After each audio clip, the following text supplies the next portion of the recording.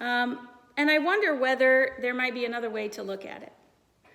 What does it look like to be one as God is one? Well, an important question to ask is, does unity mean sameness? I mean, if we're all honest, we probably kind of like it when things are predictable. I don't know about you, but I kind of do. I like it when things are kind of the same. If I'm honest, more often than not, I tend to gravitate towards people who are kind of like me. I kind of like to have about the same 3 or so things for breakfast. And as I think about the way I raised my son, to be honest, I kind of like him to grow up sort of like me, but better. These are kind of the things we hope for. We like sameness. It's comforting to know what to expect. But imagine what a world of sameness would look like. I mean, imagine a puzzle if all the pieces are the same shape and color. It'd be pretty easy to figure out, but it'd be kind of boring. Wouldn't be challenging. Or imagine a mural that's all one color. I mean, it serves a purpose, but a mural that's all one color is just a wall, right?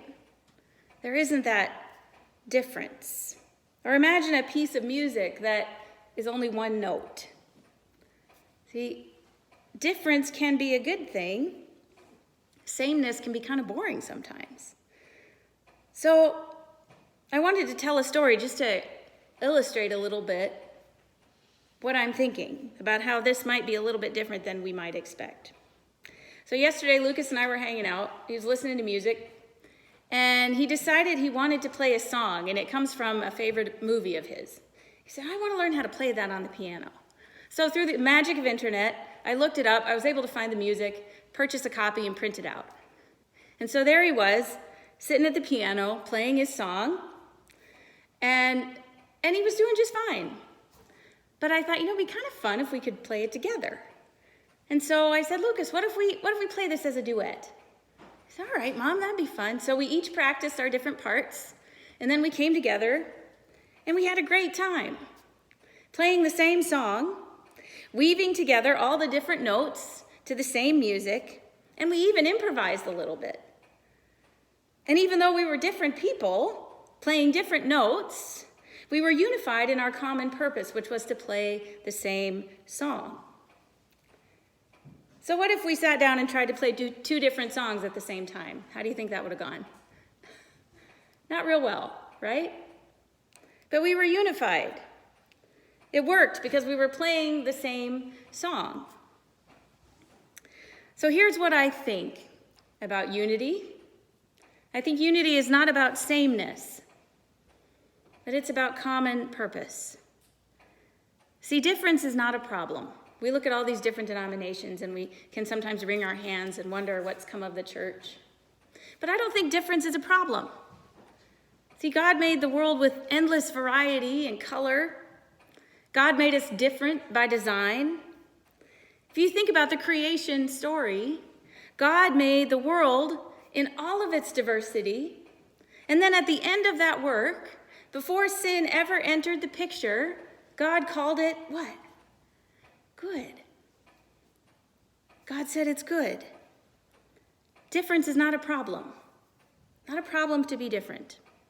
Using our differences, however, as weapons to fight wars against each other or to divide us from within, well, that's a problem. Difference isn't a problem.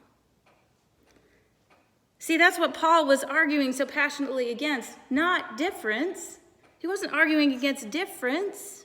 He was arguing against factions, against using difference to divide. And I think that's what Jesus is praying about in our passage today. Difference is not the problem. It's good. Difference is the way that God designed all of creation to work. So, if that's true, if difference isn't a problem, and if it's the way God designed things to be, then what is the problem? What do we face as the struggle in our churches and in our communities and even in our families? And if unity is not about sameness, then what's it about? If it's not about sameness, what's it about? Here's what I think. I think unity is not about sameness. It's about oneness. It's about oneness. Unity is not about sameness, about being all the same. It's about being one.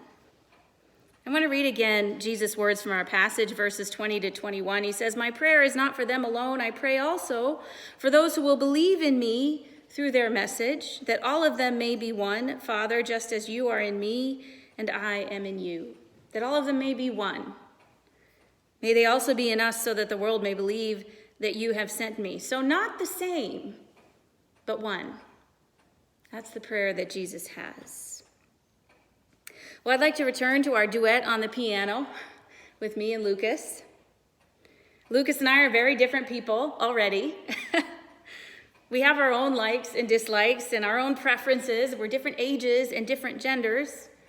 We're very different people. But when we sat down to the piano, we set out to play one song. We set out to play one song. We didn't play it perfectly. We had to listen to each other. We had to repeat some phrases until we got them right. But we were playing the same song. Different people, different notes, different hands, but the same song. And so I believe that as a church, we're many different people. We're different cultures. We have different perspectives. We have different political leanings, different views, even different interpretations of Scripture. Let's be honest. We do. We're different. But I think that's okay. We don't need to be afraid of difference. God made us that different by design, and God called it good. It's good that we're different. So difference is not the problem. Here's the important question for us as we think about God's heart for us, God's hope for us expressed in this prayer. Are we playing the same song? That's the question. As a church, in our families, in our homes, are we playing the same song? And if not, what song should we be playing? Well, I don't think that's a complicated answer. Jesus told us right out many times in Scripture. He said, "This is the thing. This is my command to you, church. Love the Lord your God with all your heart and soul and mind and strength, and love your neighbor as yourself." Both sayings coming from his Scripture, from Deuteronomy, from Leviticus. Love the Lord your God with everything you have, and love your neighbor the way you love yourself. That's it. That's the song. To love. We get in trouble, I think, when we stop playing that song. And we start to focus on other things. Beloved, difference is not a sin. Difference is not a sin. And sameness is not unity. Unity is not found in sameness, but in oneness, in one song, an infinite variety of notes and instruments, and the more, the better, in your pastor's opinion. Difference is good. The question is, what song are we playing?